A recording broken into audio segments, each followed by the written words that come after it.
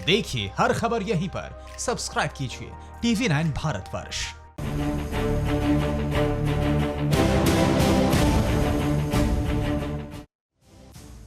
देश एक तरह कोरोना के खिलाफ जंग लड़ रहा है एक तरफ, तो दूसरी तरफ कोरोना वॉरियर्स पर हमले भी किए जा रहे हैं। देखिए देश को शर्मसार करने वाली 2 शहरों की ये 2 रिपोर्ट।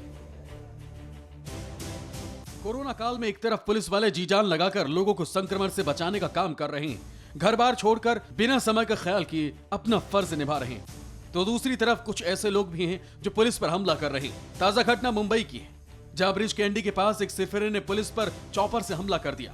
इस हमले में 2 पुलिस अफसर और एक सिपाही जख्मी हो गए। बताया जा रहा है कि हमलावर मुंबई के ही सिल्वर ऑक्स स्टेट में रहता है। हादसा बीती रात का है, जब नाकेबंदी के दौरान पुलिस ने इस शख्स को रोकने की कोशिश की तो पहले ये भागने की कोशिश करने लगा, लेकिन जैसे पुलिस वाले उसके करीब पहुंचे उसने चाकू से हमला बोल दिया और 3 पुलिस वाले घायल हो गए। इस जानलेवा हमले के बाद पुलिस विभाग में हड़कंप मच गया। आला अधिकारियों ने मामले का संज्ञान लिया और आरोपी को दबोच लिया है। पुलिस ने LT मार्ग थाने में मामला दर्ज करवाया है। पहली घटना देश की आर्थिक राजधानी में हुई, दूसरी घटना देश की राजधानी दिल्ली में हुई, जहां लॉकडाउन का पालन करा रही पुलिस पर जानलेवा हमला किया गया। यहां एक शराबी ने नशे में धुत होकर पहले पुलिस की गाड़ी पर हमला बोला, फिर पुलिस वालों को भी अपनी जद में लेने की कोशिश की। घटना के बाद पुलिस ने सतर्कता बरती और आरोपी हरकेश को मौके से गिरफ्तार कर लिया। हरकेश के खिलाफ थाने में रिपोर्ट दर्ज कराई गई और आरोपी के खिलाफ गहन जांच शुरू की गई। देश के अलग अलग हिस्सों से अगर कोरोना वॉरियर्स के स्वागत से जुड़ी तस्वीरें आई तो कोरोना वॉरियर्स पर हमले की खबरें भी आती रहीं। पुलिस को अक्सर लॉकडाउन का पालन कराने के दौरान लोगों के गुस्से का सामना करना पड़ रहा है। यह हालात तब है जब पूरी दुनिया जानती है कि कोरोना जैसी भयानक बीमारी से निकलने के लिए सतर्कता के साथ साथ सहयोग की भी जरूरत है। लेकिन पुलिस पर हो रहे हमले चिंताजनक है। ऐसे में संबंधित सरकारों को पुलिस पर हो रहे हमलों को लेकर सख्त कदम उठाने की जरूरत है, ताकि समाज के लिए अपनी जान न्योछावर करने वाले पुलिस को सुरक्षा का एहसास हो और वो इस जंग में और मजबूती के साथ काम करे। उधर कोरोना वॉरियर्स पर हमले के बीच देश के जाबाजों पर फूलों की बारिश करने की भी खबरें आ रही हैं। देखिए नवाबों के शहर से आई ये खास रिपोर्ट। कोरोना काल में संक्रमण के खिलाफ जंग लड़ रहे पुलिसकर्मियों का जब भी और जहां कहीं भी स्वागत होता है तो संदेश यही जाता है कि पुलिस को लेकर लोगों की छवि बदल रही, और इसी बदलती छवि का नतीजा ये तस्वीरें जो नवाबों की नगरी लखनऊ से आई। लखनऊ के इंदिरा नगर इलाके में जब आला अधिकारियों के साथ पुलिस की टीम गुजरी तो घरों की छतों से, बालकनी से और सड़क के किनारे कतार लगाए लोगों ने फूलों की ऐसी बारिश की कि पूरा इलाका खुशबू से महक उठा। हाल के दिनों में यूपी के कई इलाकों में पुलिस कर्मियों और स्वास्थ्य कर्मियों पर हमले किए गए थे। एक छवि बनी थी कि आखिर कुछ खास लोगों को ही कोरोना वॉरियर्स से दिक्कत क्यों। लेकिन इसी छवि को तोड़ते हुए इंदिरा नगर में लोगों ने जुमे की नमाज के बाद रोजे की हालत में भूखे प्यासे अपने घरों से निकले और कोरोना के खिलाफ शानदार जंग लड़ रहे बहादुरों का शानदार स्वागत किया, उन्हें फूलों से नहला दिया। दूसरी तस्वीर दिल्ली की है, यहाँ भी एक पुलिस वाले का स्वागत हो रहा है, लेकिन ये स्वागत अमर कॉलोनी थाने के पुलिस वाले कर रहे हैं। कांस्टेबल प्रवीण कोरोना से ठीक होकर वापस लौटे थे तो थाने में साथियों ने उनका जोरदार स्वागत किया। ऐसा स्वागत कि खुद कांस्टेबल प्रवीण को भी यकीन नहीं हुआ कि एक दिन उन्हीं के थाने में पुलिस वाले उन पर फूल बरसा देंगे। प्रवीण की ड्यूटी ओखला सब्जी मंडी में लगी थी, लेकिन लोगों को इस महामारी से बचाते बचाते खुद इसकी चपेट में आ गए। साथ में थाने के 4 दूसरे पुलिसकर्मी भी संक्रमित हो गए। अपोलो अस्पताल में जांच हुई, आगे का इलाज हुआ और प्रवीण फिर से कोरोना के खिलाफ जंग लड़ने को तैयार।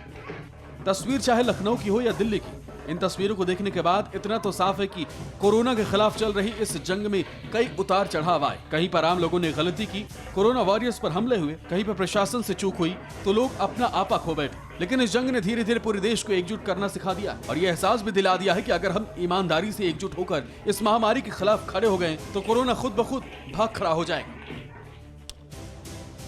और भारत की जांच एजेंसियां मरकज वाले मौलाना साद के हवाला कारोबार के हेडक्वार्टर तक पहुंच गई हैं। पुरानी दिल्ली के कई हवाला कारोबारी इस जांच एजेंसियों के रडार पर हैं इस वक्त। मौलाना साद के कारनामों की जांच कर रही जांच एजेंसियों के हाथ अब सबसे बड़े सुराग तक पहुंच गए। मरकज के जरिए कमाई गई करोड़ों की दौलत का एक एक राज अब खुलने वाला है। विदेशों में भारत तक ये दौलत कैसे पहुंची और फिर कैसे इसने मौलाना के बैंक अकाउंट तक का सफर तय किया, एक एक खुलासा बहुत जल्द ही जांच एजेंसियों के अफसर करने जा रहे हैं। दिल्ली पुलिस की क्राइम ब्रांच को मरकज और मौलाना साहब के करीबियों के तकरीबन 32 बैंक खातों के बारे में पता चला है, जिनकी तफ्तीश लगातार क्राइम ब्रांच कर रही है। जानने की कोशिश करी कि आखिरकार मरकज शुरू होने से पहले और ये पूरा इस मामले का खुलासा होने तक किन किन लोगों ने उसमें मोटी रकम जमा की और कहां कहां वो पैसा निकाला गया था। जांच एजेंसियों के रडार पर पुरानी दिल्ली की हवाला कारोबारी। मरकज के दिल्ली 6 कनेक्शन के जांच में जुटी जांच एजेंसियां हवाला कारोबारियों पर जांच एजेंसियों को है शक। मरकज के पैसों के लेन देन में मदद करने का शक। मरकज के IRCTC की कमर्शियल ID की भी जांच शुरू। दिल्ली पुलिस की क्राइम ब्रांच रेलवे को चिट्ठी लिखेगी। रेलवे से मरकज के कमर्शियल ID की जानकारी मांगी जाएगी। पिछले 6 महीने में जमातियों के सफर की भी डिटेल्स ली जाएगी। रेलवे टिकट के लिए इस्तेमाल बैंक खातों की भी खबर ली जाएगी। दिल्ली पुलिस की क्राइम ब्रांच ने वेस्ट जाकिर नगर में रहने वाले मौलाना साद के एक बेहद करीबी शख्स के घर रेड की थी, जहां से इस वित्तीय लेन देन के कुछ दस्तावेज बरामद हुए थे और उन्हीं दस्तावेजों के आधार पर अब आगे की तफ्तीश को भी शुरू कर दिया गया है। और सूत्रों के मुताबिक पता ये भी चला है कि ये जो 7 यूपी के बैंक खाते हैं ये भी उसी जांच का यानी कि उसी रेड का हिस्सा है। दरअसल जांच एजेंसियों को पहले से ही इस बात का शक है कि मौलाना साद ने मरकज में आने वाले विदेशी जमातियों के जरिए करोड़ों की दौलत इकट्ठा की और उसके जरिए दिल्ली से लेकर शामली तक अपनी संपत्ति खड़ी की। उधर मरकज वाले मौलाना साद के पैसों का कारोबार दिल्ली से लेकर उत्तर प्रदेश तक फैला हुआ था। अब तक मौलाना साद के 32 बैंक खातों का पता चल चुका है। दिल्ली पुलिस की क्राइम ब्रांच की तफ्तीश जैसे जैसे आगे बढ़ रही है, मौलाना साद पर शिकंजा कसता जा रहा है। दरअसल इन्वेस्टिगेशन के दौरान क्राइम ब्रांच को यूपी में मरकज और मौलाना साद के करीबियों के कई बैंक खातों के बारे में पता चला है। यूपी के अलग अलग शहरों में तकरीबन ये 7 बैंक खाते हैं जिनको इन्वेस्टिगेशन पूरी हो जाने तक फ्रीज कर दिया गया है, यानी कि अब उन बैंक खातों में कोई लेन देन नहीं हो सकता। तबलीगी जमात के मुखिया मौलाना साद के पैसों के कारोबार की जांच में लगातार बड़े खुलासे हो रहे हैं। प्रवर्तन निदेशालय और दिल्ली पुलिस की क्राइम ब्रांच की टीम अब तक मिले सुरागों के जरिए मौलाना साद के हवाला कनेक्शन की एक एक कड़ी को जोड़ने की कोशिश कर रही है। यूपी में मौलाना साद के बैंक खातों का पता चला। यूपी में 7 बैंक खातों को फ्रीज कर दिया गया। अब तक मरकज से जुड़े 32 खातों का पता चला। मौलाना साद से जुड़े सभी बैंक खाते फ्रीज हुए। दिल्ली में बैंक ऑफ इंडिया में मरकज का मुख्य खाता, बैंक ऑफ इंडिया की लालकुआं शाखा में है मुख्य खाता। उधर मौलाना साद के बेटे से पूछताछ के बाद दिल्ली पुलिस की क्राइम ब्रांच ने जाकिर नगर में मरकज के प्रबंधन से जुड़े हुए एक शख्स के घर पर छापेमारी की थी। पुलिस ने इस शख्स के घर से पैसों के लेन देन से संबंधित कई दस्तावेज भी जब्त किए थे। बताया जा रहा है कि जाकिर नगर में रहने वाला ये शख्स मरकज में आने जाने वाले जमातियों का इंतजाम करता था। जमातियों के लिए रेलवे टिकट बुक करने के लिए इसके पास बाकायदा IRCTC की कमर्शियल ID थी। एक और जहाँ अभी भी मौलाना साद खुद को पुलिस और ED के जाल से बचाने की कोशिश में लगा हुआ है, वहीं दूसरी ओर जांच एजेंसियां लगातार मौलाना साद और उसके करीबियों को अपने रडार पर ले रही हैं। अब तक की जांच में क्राइम ब्रांच को यह भी पता चला है कि मरकज के दौरान कुछ विदेशी जमाती चार्टर्ड प्लेन से भी आया करते थे। अब पुलिस इन विदेशी जमातियों के बारे में और जानकारी हासिल करने की कोशिश कर रही है। दरअसल पुलिस को लगता है कि मरकज में आने वाले विदेशी जमातियों की वजह से ही जमात के लोगों में कोरोना का संक्रमण फैलना शुरू हुआ था और उस दौरान इन सभी विदेशियों की जानकारी मरकज की ओर से छिपाई गई थी। उधर केंद्रीय स्वास्थ्य मंत्री डॉक्टर हर्षवर्धन ने आज कोरोना से जुड़ी एक अच्छी खबर दी है। देखिए इस पूरी रिपोर्ट में। पूरी दुनिया में तेज रफ्तार से कहर बरपा रहा कोरोना वायरस शायद भारत में उतना खतरनाक साबित नहीं होगा। दुनिया के सबसे ताकतवर मुल्क अमेरिका के अलावा इटली, स्पेन, फ्रांस और ब्रिटेन जैसे देशों में कोरोना ने जबरदस्त तबाही मचाई। हर तरफ लाशों के ढेर ही ढेर नजर आ रही, लेकिन भारत में कोरोना से हालात उतने बुरे नहीं होंगे। केंद्रीय स्वास्थ्य मंत्री डॉक्टर हर्षवर्धन ने देश को भरोसा दिलाते हुए कहा कि भारत में कोरोना से हालात विकसित देशों जैसे खराब नहीं होंगे।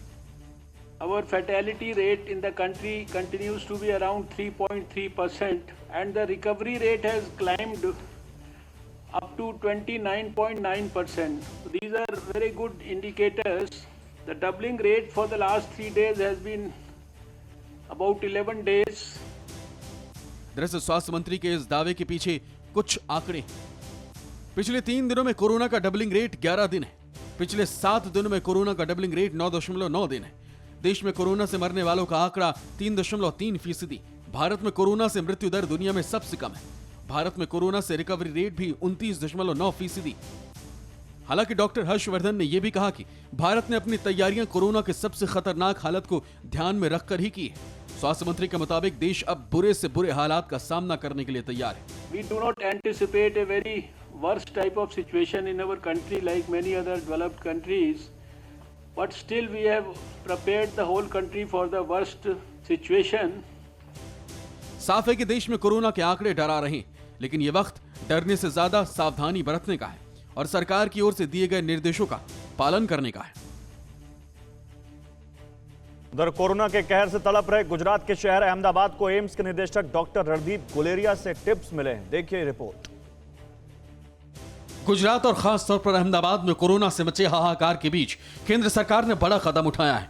गुजरात के मुख्यमंत्री विजय रूपाणी की मदद की अपील के बाद केंद्र ने एम्स के निदेशक डॉक्टर रणदीप गुलेरिया को गुजरात दौरे पर भेजा। डॉक्टर गुलेरिया के साथ एम्स के मेडिसिन विभाग के डॉक्टर मनीष सुनेजा भी हैं।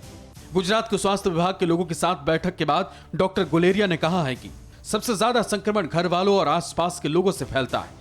उन्होंने कहा है कि अहमदाबाद में इंटरनेशनल प्रोटोकॉल के मुताबिक ही कोरोना के मरीजों का इलाज किया जा रहा है। यहाँ पर हमने डॉक्टर्स के साथ प्रोटोकॉल भी डिस्कस किए, treatment protocol and treatment protocol जो यहाँ फॉलो कर रहे हैं वो बेसिक इंटरनेशनल प्रोटोकॉल्स हैं। एम्स का प्रोटोकॉल भी बिल्कुल ऐसा ही है।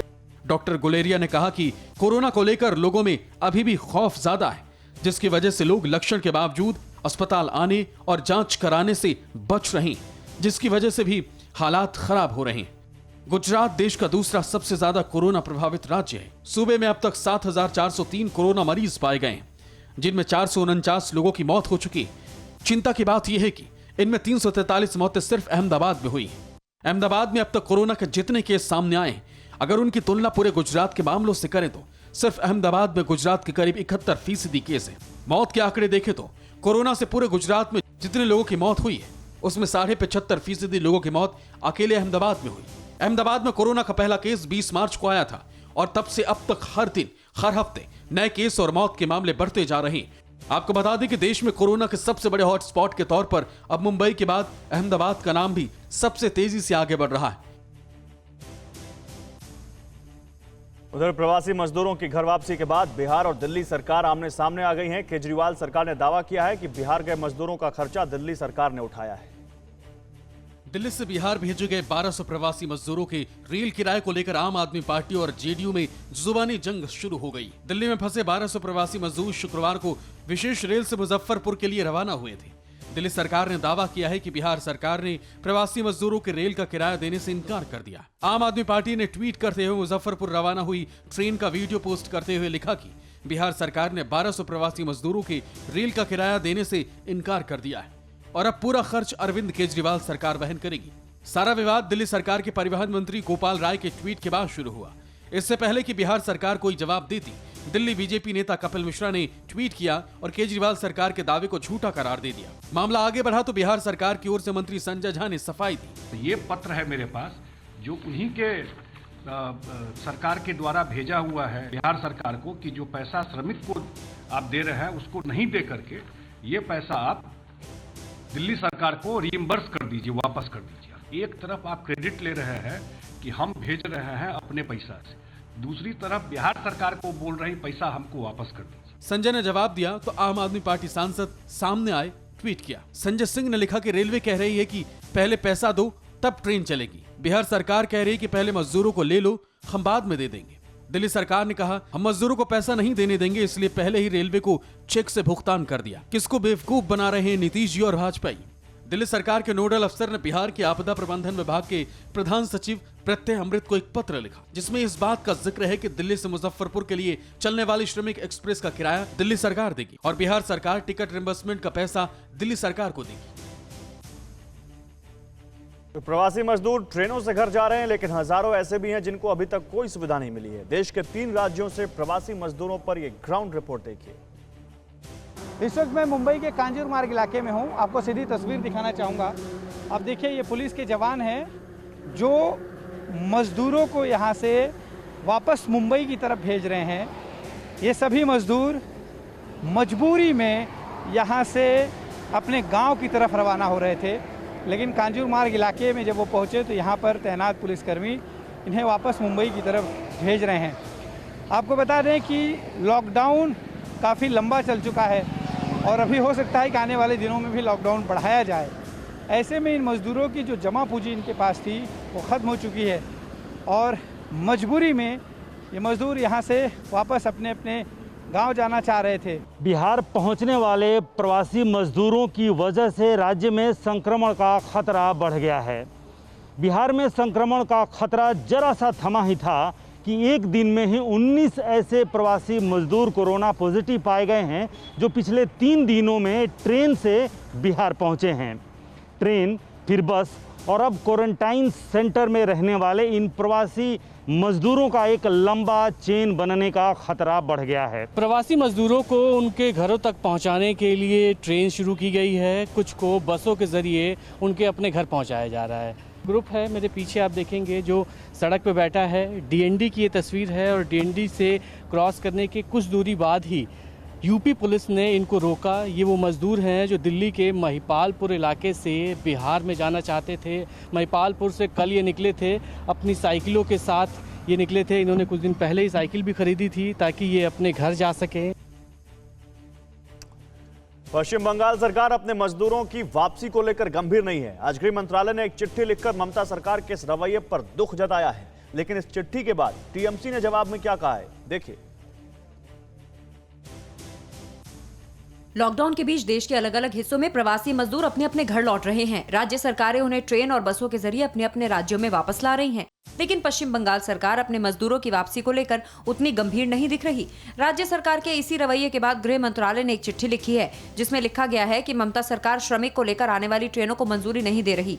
गृह मंत्री अमित शाह ने बंगाल की मुख्यमंत्री ममता बनर्जी को पत्र लिखकर बंगाल सरकार के रवैये पर दुख जताया। पत्र में लिखा गया कि बाकी राज्यों की तरह पश्चिम बंगाल के प्रवासी मजदूर भी अपने घर लौटना चाहते हैं, लेकिन ममता सरकार अपने ही लोगों को लेकर गंभीर नहीं है और मजदूरों को वापस आने की अनुमति नहीं दे रही। गृह मंत्री अमित शाह ने अपनी चिट्ठी में लिखा है कि केंद्र सरकार द्वारा अब तक रेलगाड़ियों के जरिए 2 लाख से ज्यादा प्रवासी श्रमिकों को उनके गृह राज्यों में पहुंचाया जा चुका है। बाकी राज्यों की तरह पश्चिम बंगाल के प्रवासी श्रमिक भी अपने गृह राज्य जाने के लिए व्याकुल हैं और उनके जाने की व्यवस्था भी केंद्र सरकार की ओर से की गई है। मुझे दुख है कि बंगाल सरकार से हमें इस मुद्दे पर अपेक्षित सहयोग नहीं मिल रहा है। पश्चिम बंगाल के प्रवासी श्रमिकों को दूसरे राज्यों से लेकर बंगाल पहुंचाने वाली श्रमिक रेलगाड़ियों को राज्य सरकार द्वारा अनुमति नहीं दी जा रही है। ऐसा करना पश्चिम बंगाल के श्रमिकों के साथ अन्यायपूर्ण होगा। ये पश्चिम बंगाल के प्रवासी श्रमिकों को कठिन परिस्थिति में धकेल सकता है। लॉकडाउन में दूसरे राज्यों में फंसे मजदूरों में बंगाल के श्रमिकों की अच्छी खासी तादाद है। बंगाल का बहुत सारे माइग्रेंट लेबर पूरा देश में है, लेकिन पश्चिम बंग सरकार केंद्र का इस आह्वान पर एकदम चुप्पी साध दिया। पड़ोसी राज्य झारखंड से जाने वाले मजदूरों में बंगाल के मजदूरों की संख्या सबसे ज्यादा है। इसी तरह बिहार और उत्तर प्रदेश में भी बंगाल के मजदूर हैं जो घर जाना चाहते हैं, लेकिन बंगाल सरकार ने इनकी वापसी के लिए अभी तक कोई ठोस कदम नहीं उठाया है, जो चिंता पैदा करता है। उधर दिल्ली में आज कोरोना का क्या हाल रहा, जम्मू कैसे बन रहा है कोरोना का गढ़ और यूपी से क्या है कोरोना की ताजा रिपोर्ट, इस रिपोर्ट में देखिए। एक तरफ दिल्ली में कोरोना के केस लगातार बढ़ते जा रहे हैं, तो दूसरी तरफ सरकार के लिए राहत भरी खबर ये है कि जो हॉटस्पॉट उन्होंने बनाए थे और जिन हॉटस्पॉट को उन्होंने खत्म किया, वहां दोबारा से फिलहाल अभी तक कोई नया केस देखने को नहीं मिल रहा है। दिल्ली में अगर कोरोना के केस की बात करें तो आंकड़ा जो है 6,318 के पार हो चुका है। पिछले 24 घंटे में 338 मामले नए सामने आए हैं। लेकिन राहत भरी खबर ये है कि 2020 ऐसे मरीज थे जो ठीक हो चुके हैं और अपने अपने घरों को जा चुके हैं। जहां तक रिकवरी रेट की बात करें तो तकरीबन 32% के आसपास दिल्ली में रिकवरी रेट है। जम्मू कश्मीर में अब तक 452 केसेस कोरोना वायरस के सामने आए हैं, तो वहीं एक ही दिन में कश्मीर घाटी में 30 पॉजिटिव केसेस जो है वो रिकॉर्ड किए गए हैं। और साथ में जम्मू की अगर बात की जाए तो जम्मू के अंदर तकरीबन 2 नए मामले जो है वो सामने आए हैं। लेकिन आपको बता दें कि गनीमत ये कि 29 जो केसेस है उन्होंने एक ही दिन में रिकवर किया है। यूपी में कोरोना संक्रमित मरीजों की संख्या लगातार बढ़ती जा रही है। ये आंकड़ा अब तक 3240 तक पहुंच चुका है। आज 25 नए मामले अभी तक सामने आ चुके हैं। 487 हॉटस्पॉट एरिया पूरे उत्तर प्रदेश में है और लगभग 68 जिलों में संक्रमण है कोरोना वायरस का। सिर्फ 7 जिले ऐसे हैं जहां तक जिसमें अभी तक कोई मामला सामने नहीं आया है। अभी तक कुल जो एक्टिव मामले हैं वो 1761 हैं, यानी 1387 लोगों को लगभग डिस्चार्ज किया जा चुका है। यानी कि गनीमत की बात है कि 1/3 से ज़्यादा का ये आंकड़ा है, जबकि 66 लोगों की मौत हुई है। और जो भी अभी तक केस आइडेंटिफाई किए गए हैं उसमें 1153 मामले तबलीगी जमात से जुड़े हुए हैं। उधर कोरोना संकट के बीच इस बार पूजा सामग्री के कारोबार पर भी भारी असर पड़ने वाला है। बंगाल में दुर्गा पूजा की तैयारी तो चल रही है, लेकिन लोग आने वाले दिनों को लेकर नाउम्मीद से दिख रहे हैं। कोरोना संकट काल में देश के उद्योगों पर संकट गहराता जा रहा है। कोरोना का साया बंगाल के सबसे बड़े पूजा इंडस्ट्री यानी दुर्गा पूजा पर भी पड़ता नजर आ रहा है। पश्चिम बंगाल का मूर्ति उद्योग भी कोरोना का कहर झेल रहा है। बंगाल के सबसे बड़े त्योहार दुर्गा पूजा की तैयारियां जोरों पर हैं। देश के सबसे बड़े मूर्तियों के बाजार कुमारतुली में शिल्पकार एक से बढ़कर एक मूर्तियां तैयार कर रहे हैं। लेकिन सबसे बड़ा सवाल यही है कि अगर कोरोना का संकट यूं ही बरकरार रहा तो ये मूर्तियां खरीदने कौन आएगा। यही डर शिल्पकारों को सोने नहीं दे रहा, वो आत्महत्या करने तक की धमकी दे रहे हैं। हमारा बुद्धि में यही सब अभी चल रहा है, ये कोई आदमी सुसाइड ना कर दे, फिर खाएगा कैसे, रुपया मिलेगा कैसे, ऐसा तो सब आदमी को सोचना पड़ेगा ना। विशेषज्ञों की माने तो कोरोना की वजह से उपजे हालात से कई क्षेत्रों में 1000 करोड़ से अधिक का नुकसान हो सकता है। दुर्गा पूजा में न सिर्फ मूर्तियां बल्कि फैशन, आभूषण और सजावट के सामानों की जरूरत होती है।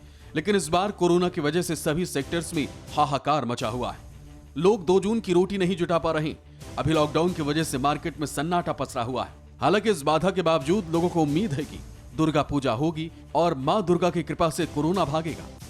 अभी जो स्थिति है इसको लेके बहुत बड़ा चिंता है कि दुर्गा पूजा आखिरकार हुआ भी तो कैसे होगा और ये लोग जो मूर्ति बनाता है उसका क्या भविष्य होगा, क्योंकि ये ऐसा एक प्लेटफॉर्म है जहाँ से पूरा बंगाल का एक बहुत बड़ा अर्निंग होता था, लेकिन कोरोना वायरस के चलते वो अब नहीं दिखाई होता दे रहा है।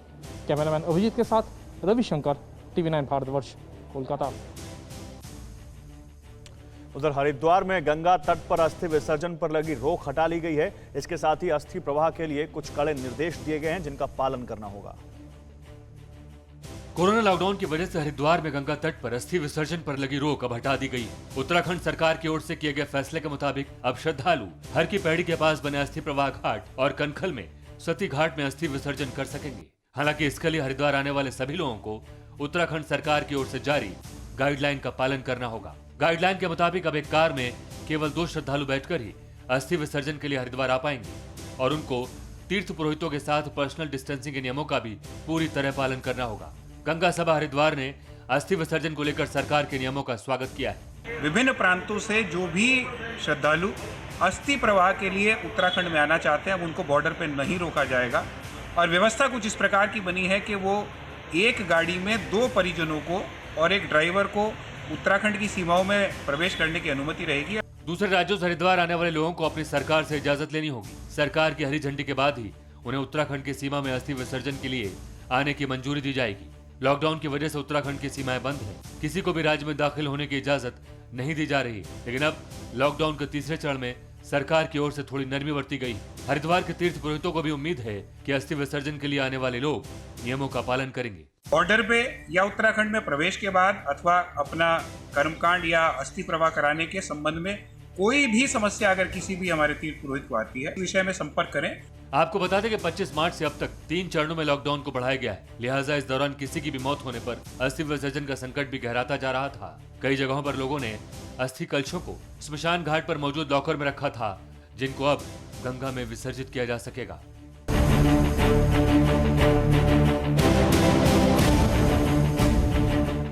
न्यूज़ टॉप 9 रोज सुबह 7 बजे और शाम 7 बजे सिर्फ TV9 भारतवर्ष पर।